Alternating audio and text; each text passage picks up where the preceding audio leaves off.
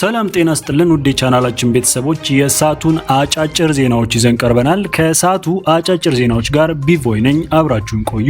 ለዛሬ በያዝናቸው ዜናዎች የአሜሪካው ፕሬዝዳንት ዶናልድ ትራምፕ በኢራን ላይ ያላቸውን የአቋም ግትርነት ወደ ላቀ ደረጃ ማድረሳቸው ተሰምቷል። በንግግራቸውም ይህ የመጨረሻ ዕድላችሁ ነው፣ ካልሆነ ግን ሀገራችሁ ትጋያለች ሲሉም ለኢራን ጠንከር ያለ ማስጠንቀቂያን መስጠታቸውም ተሰምቷል። በስፋት ይዘነዋል፣ አብራችሁን ቆዩ። ኢራን በጦርነቱ ወቅት የሩሲያ ወታደራዊ እርዳታን እንዳገኘች የሚወራውን ወሬ አስተባብላለች። በዚህ ምን አለች? ምንስ ተፈጠረ? የሚለውን አብረን እናያለን። በአሜሪካ ሉዊዚኒያ አንድ አባት 7 ልጆቹን ጨምሮ 8 ህጻናትን ተኩሶ መግደሉ ተሰምቷል። በዚህስ እንዴት ሊሆን ቻለ? ሀገር ውስጥ እንዲሁም ህወሓት ማዕከላዊ ኮሚቴ ያሳለፈው ውሳኔ ተከትሎ የስምረት ፓርቲ አመራር የሆኑት ፕሮፌሰር ክንዲያ ገብረ ህይወት ጠንካራ ተቃውሞ ሰንዝረዋል። በዚህ በተቃውሟቸውስ ምን አሉ የሚለውን አብረን የምንመለከት ይሆናል። አብራችሁን ቆዩም።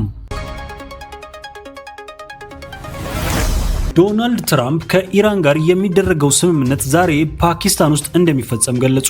የአሜሪካው ፕሬዝዳንት ዶናልድ ትራምፕ ከኢራን ጋር የሚደረገው የሰላም ስምምነት ዛሬ በፓኪስታን ዋና ከተማ እስላማባድ እንደሚፈረም አስታውቀዋል። ፕሬዝዳንቱ ለፎክስ ኒውስ እንደገለጹት ምክትል ፕሬዝዳንት ጄዲ ቫንስ የሚመራውና እነ ያሬድ ኩሽነርን ያካተተው የአሜሪካ ልዑክ ለንግግሩ ወደ ስፍራው እያመራም ነው ብለዋል። ትራምፕ አክለውም ኢራን የኒውክሌር መሳሪያ ባለቤት የመሆን ፍላጎቷን በቋሚነት እንድታቆም የማይደራደሩበት ቁልፍ ጥያቄ መሆኑን አጽንኦት ሰጥተዋል። ኢራን ስምምነቱን ካልፈረመች አገሪቱ ሙሉ በሙሉ ትጠፋለች በማለትም አስጠንቅቋል። ይህ በእንዲህ እንዳለ የኢራን ወገን ትራምፕ በጦርነት ያላቸውን በድርድር አያገኙም በማለት ግፊት እንደሚቃወሙ ቢገልጹም ትራምፕ ግን አሁን ላይ ማንም ጨዋታ የሚጫወትበት ጊዜ እንዳልሆነና ውጤታማ ድርድር ከተደረገ ከኢራን ከፍተኛ መሪዎች ጋር ለመገናኘት ዝግጁ መሆናቸውንም ተናግረዋል። ድርድሩ በሁለቱ ሀገራት መካከል ያለውን የ2 ሳምንት የተኩስ አቁም ለማራዘም ያለመም እንደሆነ እየተገለጸም ይገኛል። ፕሬዝዳንት ዶናልድ ትራምፕ ለኢራን ማስጠንቀቂያንም ሰጥቷል። አሜሪካው ፕሬዝዳንት ዶናልድ ትራምፕ በኢራን ላይ ያላቸው አቋም ግትርነት ወደ ላቀ ደረጃም በማሳደግ በፓኪስታን የሚካሄደውን የሰላም ንግግር ለቴህራን የመጨረሻ ዕድል መሆኑንም ገልጸዋል። ፕሬዝዳንቱ አክለውም ኢራን የቀለበላትን የሰላም ስምምነት የማትፈርም ከሆነ መላው ሀገሪቱ ትጋያለች ወይም ትፈነዳለች የሚል እጅግ አስደንጋጭ ማስጠንቀቂያንም መስጠታቸውም ተሰምቷል። ትራምፕ በማህበራዊ ገጻቸው ባስተላለፉት መልእክት አሜሪካ በጣም ፍትሐዊና ምክንያታዊ የሆነ ስምምነት ማቅረቧን ገልጸው ኢራን ይህንን የማትቀበል ከሆነ የአሜሪካ ጦር በኢራን የሚገኙ እያንዳንዱ የኤሌክትሪክ ኃይል ማመንጫዎችና ድልድዮች ላይ ጥቃት በመሰንዘር እንደሚያወድምም ዝቷል። ከእንግዲህ ደግ መሆን አብቅቷል ያሉት ፕሬዝዳንቱ ኢራን የቀረበላትን አማራጭ እንድትቀበልም አሳስቧል። ይህ የትራምፕ ጠንካራ ንግግር የመጣው በሆርሙዝ ባህር በር ላይ ያለው ውጥረት በበረከተበትና የተኩስ አቁም ስምምነቱ ሊያበቃ ጥቂት ቀን በቀሩበት ወቅትም ነው።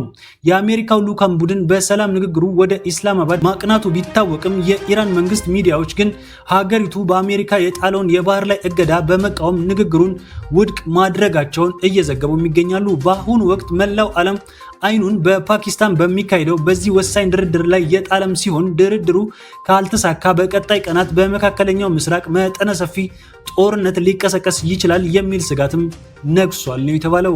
ኢራን በጦርነቱ ወቅት የሩሲያ ወታደራዊ እርዳታን አገኝታለች መባሉን አስተባበለች።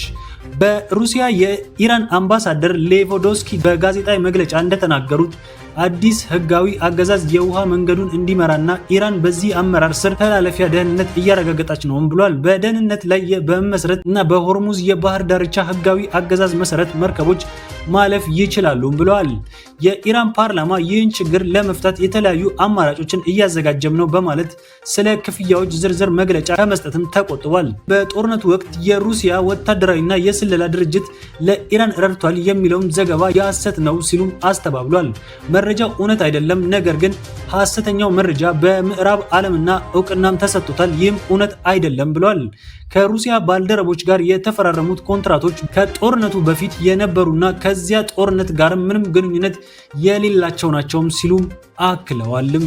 አንድ የእስራኤል ወታደር የክርስቶስን ሐውልት ሲያፈርስ የሚያሳየው ምስል ትክክለኛ ነው ሲል የእስራኤል ጦር አስታወቀ። በደቡብ ሊባኖስ በዲር ሲሪያን ከተማ አንድ የእስራኤል ወታደር የኢየሱስ ክርስቶስን ሐውልት ሲያወድም የተቀረጸውን ቪዲዮ ሃሬትዝ የተሰኘ የእስራኤል ኦንላይን ጋዜጣ እሁድ ዕለት ዘግቧል። ዕለታዊ ጋዜጣው ሁኔታውና ትክክለኛ ጊዜ ላይ ዝርዝር መረጃ ሳይሰጥ ወታደሩ በከተማ ውስጥ ያለውን ሐውልት ሲያፈርስ የሚታይ ቪዲዮ ላይ መገኘቱንም ገልጿል። ለሪፖርቱ ምላሽ የሰጠው የእስራኤል ጦር ድርጊቱ ከሰራዊቱ እሴትና ወታደሮቹ ከሚጠቀሙበት ባህሪ ጋር የማይጣጣምም ብለዋል። የእስራኤል ጦር ስለ ወታደሩ ማንነት ወይም ሊወስደው የሚችለውን የዲሲፕሊን እርምጃ ተጨማሪ ዝርዝር ሳይሰጥ ክስተቱ በጥልቀትና አጠቃላይ እንደሚመረመር እና በግንኙነቱ ላይ በመመስረት ተገቢ እርምጃዎችን እንደሚወስድም አስታውቋል። ከመጋቢት 2 ጀምሮ የእስራኤል ጦር በሊባኖስ ላይ በፈጸመው ጥቃት 2294 ሰዎች ገድሏል፣ 7544 ሰዎች ደግሞ ቆስለዋል። ከ1 ሚሊዮን በላይ ሰዎች በግጭት ፍራቻ መፈናቀላቸውን ይፋዊ አሃዞችም ያሳያሉ። የዩናይትድ ስቴትስ ፕሬዝዳንት ትራምፕ ከሊባኖስ ፕሬዝዳንት ጆሴፍ አውን ጋር ከእስራኤል ጠቅላይ ሚኒስትር ቤንያሚን ኔታንያሁ ጋር ያደረጉትን ጥሪም ተከትሎ በሊባኖስ ለ10 ቀናት የሚቆይ የተኩስ አቁም ሐሙስ እኩለ ሌሊት ለአርብ አጥቢያ ላይ መድረሱን ይታወቃል። በአሜሪካ ሉዚያን አንድ አባት 7 ልጆቹን ጨምሮ 8 ህፃናትን ተኩሶም ገደለ። በደቡባዊ አሜሪካ ግዛት ሉዚያን ውስጥ አንድ ታጣቂ በፖሊስ ከመገደሉ በፊት የራሱን 7 ልጆችን ጨምሮ 8 ህፃናትን መግደሉን ባለስልጣናቱ አስታውቋል። እሁድ ጠዋት በሼርቬር ፓርክ ውስጥ በሁለት ቤቶች ላይ በተፈጸመ ጥቃት ዕድሜያቸው ከ1 እስከ 12 የሆናቸው ህፃናትና ታዳጊዎች ሰለባ መሆናቸውን የሼርቬር ፓርክ ፖሊስ ዲፓርትመንት ቃል አቀባይ ክሪስ ቦርድሎን ተናግረዋል። ከቆሰሉት 2 ጎልማሶች መካከል አንዷ ተጠርጣሪው ልጆች እናትም ነች። ሻማር ኤልክሰን በማለት ፖሊስ የገለጸው ተጠርጣሪው በተወሰደው እርምጃም ህይወቱ አልፏልም የተባለው መርማሪዎች ጥቃቱን ለምን ሊፈጽም እንደቻለም የገለጹት ነገርም ባይኖርም ፖሊስ ገና ብዙ የሚመረምረው ነገር እንዳለ አስታውቋል። ይህ አሳዛኝ ሁኔታ ነው፣ ምናልባት እኛ ካጋጠመን በጣም የከፋ አሳዛኝ ሁኔታም ሊሆን የሚችል ሲሉ የሼርቪት ከንቲባ ቶም አርክኔውዝ ተናግረዋል። የሉዚያን ገዢ ጄፍ ላንድሪ እና ባለቤታቸው በዚህ አሰቃቂ ሁኔታ ልባቸውም ተሰብሯል፣ እናም ለተጎዱ ሁሉ እንጸልያለን ሲሉ በማህበራዊ ሚዲያ ላይ ለጥፈዋል። ቅዳሜና እሁድ የተከሰተውን ጥቃት ሳይጨምር በዩናይትድ ስቴትስ በተያዘው ዓመት ቢያንስ 119 የጅምላ ጥቃትም ተፈጽሟል። በዚህም 79 ህፃናትን ጨምሮ ወደ 117 ሰዎች ሲገደሉ 458 ሰዎችም መቁሰላቸውም ተሰምቷልም። ወደ ሀገር ውስጥ ዜና እናመራለን። የህወሓት ማዕከላዊ ኮሚቴ ሚያዝያ 7 እና 8 2018 ዓ.ም በአክሱም ከተማ መደበኛም ስብሰባ አካሂዶ ነበር። በምርጫ ቦርድ የተሰረዘውን ህወሓት ስብሰባውን ተከትሎ ባወጣው ይፋዊ መግለጫ ትግራይን ለመምራት ለሁለተኛ ዙር የስራ ኃላፊነት የተራዘመውን የሌተናንት ጀነራል ታደሰ ወረደ ስልጣን ክፉኛም ተቃውሞታል። ህወሓት በ2012 ዓ.ም የተካሄደውን የፌዴራል መንግስት ህገወጥ የተባለውን ምርጫ መሰረት በማድረግ በወቅቱ የተመረጠው የትግራይ ክልል ምክር ቤት ወደ ስራው እንዲመለስም ወስኗል። ይህ ምክር ቤት የ2.8 ሚሊዮን ህዝብ ድምጽ ያረፈበትን የሉዓላዊ ስልጣን መገለጫም ነው ብሏል። ከምክር ቤቱ መመለስ በተጨማሪ የትግራይ ክልል መንግስታዊ አስፈጻሚ አካል ወይም ካቢኔ አቃፊና ሁሉንም ያካተተ ሆኖ እንደገና እንዲዋቀርም አሳልፏል። በቅርብ ፌዴራል መንግስት የጊዜ አስተዳደሩን የስልጣን ዘመን ያራዘመ ሲሆን ህወሓት ይህን የፌዴራል መንግስት እርምጃ ከፓርቲው እውቅና ውጪ የተደረገ የነጠላ ውሳኔ ነው ሲል ተቃውሟል። የፌዴራል መንግስት የፕሪቶሪያ ስምምነትን በመጣስ የድሮ ህጎችን እየጠቀሰ ስልጣን እያራዘመ ነው ሲል ከሷል። ዓለም አቀፍ የኮሮና ወረርሽኝ በተከሰተበት ወርሃ ጳጉሜ 2012 ዓ.ም የፌዴራል መንግስት ይሁንታ ያልሰጠው በትግራይ የተካሄደው የተናጠል ምርጫ በፌዴራል መንግስትና በህወሓት መካከል ከፍተኛ መቃቃርና ሰፊ መለያየትን ያመጣም እንደነበርም ተገልጿልም። እነዚህ ጦርነት ናፋቂዎች የኛን እጣ ፈንታ እንዲወስኑ እስከተፈቀደላቸው ድረስ ሰላም አይኖርም ሲሉ ፕሮፌሰር ክንዲያ ገብረ ህይወት ገለጹ። የህወሓት ማዕከላዊ ኮሚቴን ያስተላለፈውን ውሳኔ ተከትሎ የስምረት ፓርቲ አመራር የሆኑት ፕሮፌሰር ክንዲያ ገብረ ህይወት ጠንካራም ተቃውሞም ሰንዝረዋል።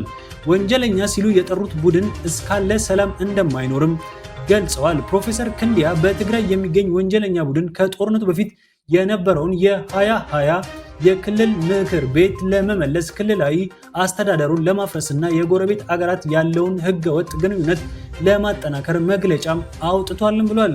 እነዚህ እርምጃዎች በፕሪቶሪያ የተፈረመውን የሰላም ስምምነት ውድቅ የሚያደርጉና በአካባቢ ያለውን ደካማ ሰላም በቀጠናው ለአደጋ የሚያጋልጡ እንደሆነም አመላክቷል።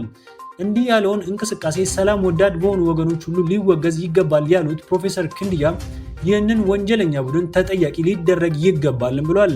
እነዚህም ጦርነት ናፋቂዎች የእኛን እጣ ፈንታ እንዲወስኑ እስከተፈቀደላቸው ድረስም ሰላም አይኖርም በማለት ገልጸዋል። ለሰዓቱ የነበሩን አጫጭር ዜናዎች ይህንን ይመስሉ ነበር።